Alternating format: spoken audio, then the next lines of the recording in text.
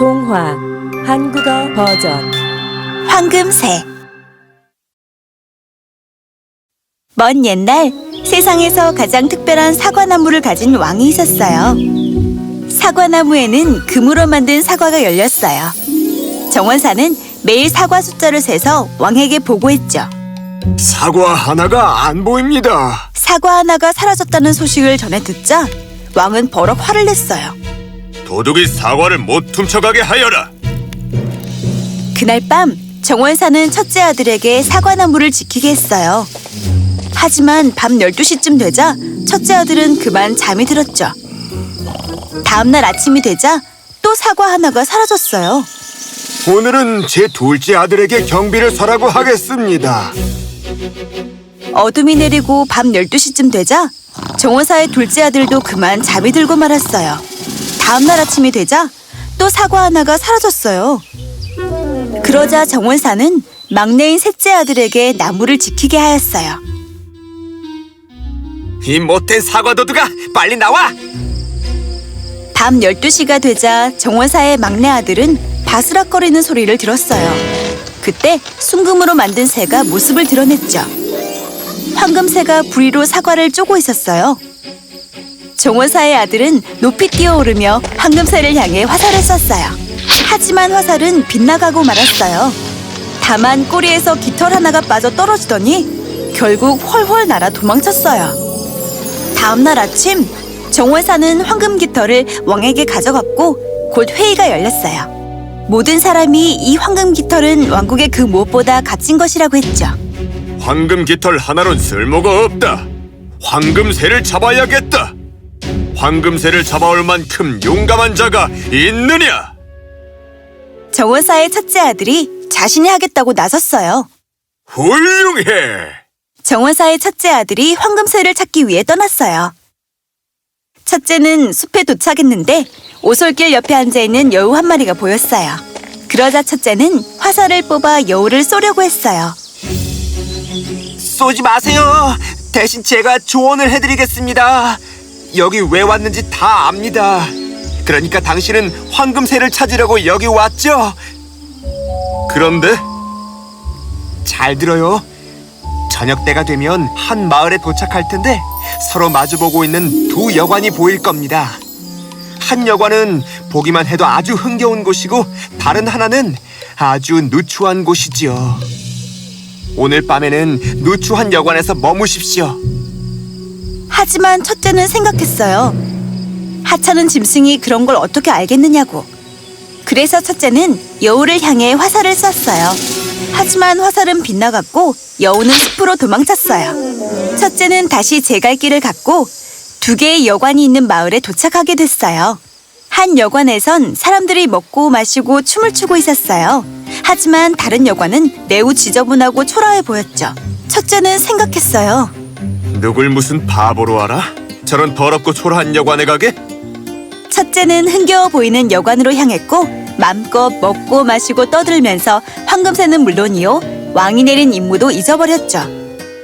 시간이 한참 흘렀지만 첫째 아들이 돌아올 기미가 안 보이자 둘째 아들이 가보기로 했어요. 그런데 똑같은 일이 벌어졌어요. 둘째는 여우를 만났고 여우에게 똑같은 충고를 들었어요. 여관이 두 개인 마을에 도착했을 때 형이 아름다운 여관에서 동생을 부르자 둘째도 그쪽으로 갔죠. 황금새는 물론이요 왕이 내린 임무도 잊어버렸죠. 그렇게 또 시간이 흐르고 형들이 돌아오지 않자 셋째 아들도 황금새를 찾고 싶었어요. 아빠, 제발요. 저도 가게 해주세요. 하지만 정원사는 겁이 났어요. 난 이미 내 형 둘을 잃었다. 하지만 저는 꼭 돌아올게요. 믿어주세요.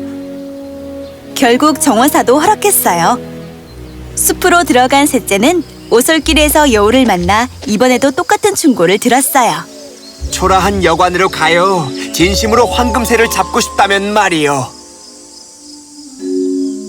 고마워, 현명한 여우야. 내 꼬리에 앉아요. 그럼 더 빨리 갈 수 있을 거요. 잠시 후 둘은 마을에 도착했어요. 막내 아들은 허름한 여관에 가서 하룻밤을 푹 쉬었죠. 아침이 되자 여우가 찾아와서 다시 좋은 조언을 해줬어요. 자, 이 길을 따라 쭉 올라가요. 그럼 성이 나올 겁니다. 성 입구에는 군인들이 잔뜩 있을 텐데 다 잠들어 있을 거예요. 절대 들키지 않을 겁니다. 성 안으로 들어가면 방이 하나 있을 거예요. 황금새가 나무 세 장이 있을 겁니다. 그 옆에는 근사한 황금 세 장이 있을 거예요. 하지만 세 장을 바꾸면 안 됩니다. 그랬다간 나중에 후회할 겁니다. 여우는 다시 한번 길게 꼬리를 뻗었어요. 셋째 아들은 꼬리에 앉았고 곧 성문 앞에 도착했어요. 성 안으로 들어갔더니 여우가 말한 것처럼 한 방이 있었어요. 이런 멋진 새를 저런 초라한 세 장에 가둬 옮기라고? 그건 정말 말도 안 돼! 하지만 세 장을 바꾸려고 문을 여는 순간 새가 큰 소리로 울어서 잠든 병사들이 놀라 깨어나게 했어요. 셋째는 군인들에게 잡히고 말았죠. 다음날 아침 재판이 열렸어요. 모두 이야기를 듣더니 셋째를 사형시키라고 했어요. 아, 자비로운 왕이시여, 부디 절 살려주세요. 네 목숨을 구하고 싶다면 한 가지 조건이 있다. 내게 바람처럼 빠르게 달릴 수 있는 황금말을 가져오너라. 그럼 네 목숨을 살려주고 또 너에게 황금새까지 주겠다. 황금말을 찾아 나선 셋째는 도움을 줬던 여우를 만났어요. 이제 내 조언을 듣지 않으면 어떻게 되는지 직접 경험해봤으니 알겠소? 하지만 착한 청년 같으니 그래도 내가 도와주겠소. 먼저 황금말을 찾으려면 이 길을 쭉 따라가면 성이 나올 겁니다. 그곳 마구간에 황금말이 있을 거예요. 말 곁에는 마부가 잠이 든 채 코를 골며 자고 있을 겁니다. 그럼 조용히 말을 끌고 나와요. 하지만 반드시 낡은 가죽 안장을 얹어야 합니다. 옆에 있는 황금 안장은 절대 얹으면 안 돼요. 모든 일이 잘 풀렸지만 말을 본 셋째는 그런 생각이 들었어요. 황금 안장을 얹어줘야겠어. 이 말은 그게 더 어울려. 하지만 황금 안장을 집어드는 순간 마부가 깨어나더니 크게 비명을 질렀어요. 그러자 병사들이 우르르 몰려들어 셋째 아들을 잡아갔어요. 그리곤 사형이 선고됐죠. 하지만 다시 살려달라고 빌었어요. 좋다. 가서 나에게 아름다운 공주를 데려온다면 네 목숨을 살려주겠다. 그럼 황금새와 황금말을 너에게 주겠다. 그렇게 풀려난 셋째는 가던 길에 또 여우를 만났어요. 내가 시키는 대로만 했어도 황금말뿐만 아니라 황금새도 차지했을 텐데. 하지만 한 번 더 당신을 돕겠소. 쭉 걸어가다 보면 한 성이 나올 겁니다. 성에 있는 공주한테 가서 키스해줘요. 밤 12시가 되면 공주는 목욕을 하러 갈 텐데 당신과 도망치겠다고 할 거예요. 하지만 명심하세요. 공주가 부모님한테 가서 작별 인사를 나누게 하면 절대 안 됩니다. 둘은 성에 도착했고 여우가 말한 대로 따라했어요. 그리고 자정이 되자 셋째 아들은 공주를 만나 볼에 키스해줬어요. 공주는 같이 도망치게 놀아 약속했어요. 하지만 눈물을 펑펑 흘리며 빌었어요. 아버지에게 작별 인사를 하게 해달라고. 셋째는 허락하고 말았죠. 하지만 공주가 아버지를 만난 순간 군인들이 나타나 또 셋째를 붙잡았어요. 넌 절대 내 딸을 가질 수 없다. 단 8일 안에 저 언덕을 치운다면 내 딸을 주마. 전망을 가려서 영 마음에 안 들었거든. 너무 큰 언덕이라서 세상 모두가 달려들어도 치울 수 없을 것만 같았어요. 7일이나 땅을 팠지만 겨우 조금만 파낸 셋째는 절망한 채 앉아 있었죠. 이때 여우가 나타나 다시 도와주겠다고 했어요. 이만 가서 자요. 내가 대신 일해줄게요. 아침이 되자 언덕은 사라지고 없었어요. 왕은 기뻐하며 셋째에게 딸을 주었어요. 셋째 아들과 공주가 멀리 떠나올 때 또다시 여우를 만났어요. 세 가지 모두 가질 수 있습니다. 공주와 황금말, 황금새까지. 정말? 어떻게? 잘 들어봐요. 먼저 왕한테 가서 공주를 넘겨주세요. 그럼 왕은 매우 기뻐할 겁니다. 그럼 당신은 말에 올라서 손을 내밀고 둘을 두고 떠나면 돼요. 마지막으론 공주와 악수하세요. 그런 다음엔 냉큼 공주를 말에 태우고 최대한 빨리 말을 타고 달리세요. 그런 다음에는 황금새가 있는 성으로 가세요. 난 공주와 함께 성 입구에서 기다릴 테니까 황금말을 왕에게 보여주는 거예요. 그럼 황금새를 가져올 겁니다. 그럼 한번 보고 싶다고 하세요. 진짜 황금새가 맞나 확인해보고 싶다고. 황금새를 손에 넣으면 말을 타고 도망쳐요.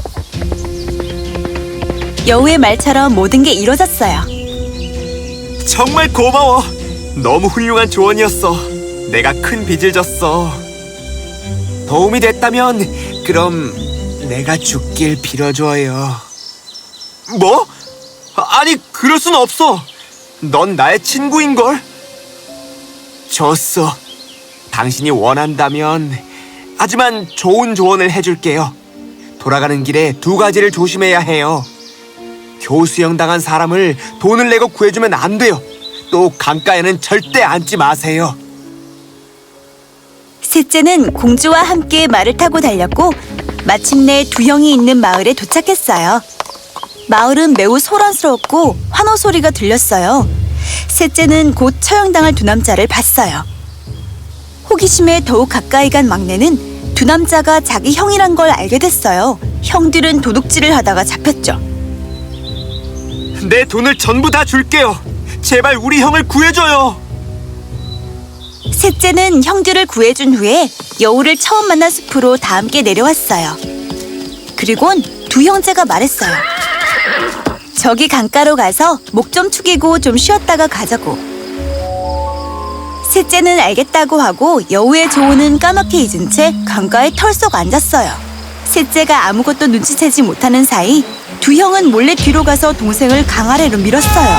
두 형은 공주와 황금말, 황금새를 가로채선 그들의 고향나라 왕에게 찾아갔어요.